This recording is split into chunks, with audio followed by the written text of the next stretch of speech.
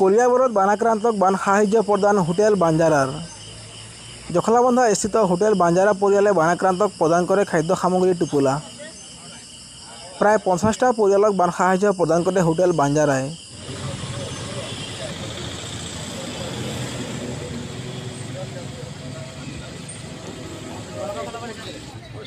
চৰকাৰেতো কৰি আছে যথেষ্ট বাৰু, হ'লেও চৰকাৰখিনি যি দেখিছোঁ যথেষ্ট হোৱা নাই, পাব কিছুমান মানুহে এতিয়াও পোৱা নাই।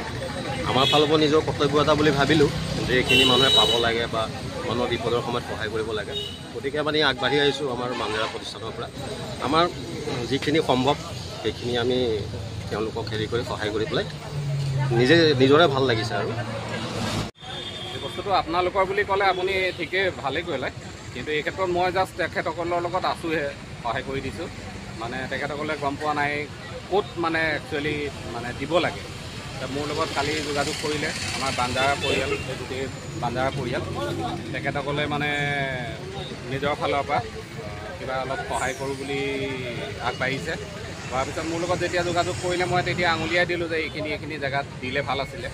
যে আজি বৰ্তমান তেওঁলোকে 50 ঘৰ মানুহক দিয়াৰ পৰিকল্পনা কৰি আহি এতিয়া অলপ দিয়া হ'ল আৰু অলপ বাকী আছে, সেইখিনি আগত গৈ দিবগৈ। আৰু কালিলৈও তেনেকৈ এটা প্লেন বনাইছে আৰু 100 ঘৰমান মানুহ যদি পৰা যায়।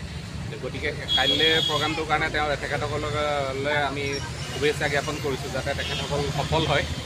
আৰু এই গোটেই বস্তুটো একচুৱেলি তেওঁলোকে আগৰ পৰাই কৰি থাকে, মানে ফকাছত অহা নাই আজিলৈকে। আমি মানে তেখেতসকলক এটা অনুৰোধ কৰিলোঁ যে আপোনালোকে কৰি আছে কামখিনি। ইয়াতে এনেকুৱা মানুহো আছে, আজি আমি ছ'চিয়েল মিডিয়াত দেখি আছোঁ যে ৰাইজৰ টকা মাৰি কৰি খাই শেহত মানে এনেকৈ ছটিয়াই দিয়ে, যে ছটিয়াই দিয়া নিচিনাকৈ দিয়ে, কিন্তু সেইবিলাক মানুহ মানে বিৰাট ডাঙৰ মানুহৰ হেৰিয়াত গুচি যায়গৈ।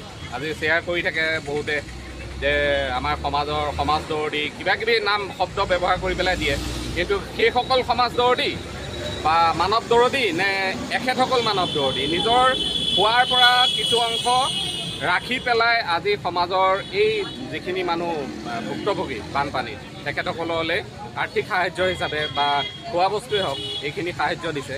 মোৰ মতে কিন্তু এখেতসকল মানৱ দৌৰদী একচুৱেলি।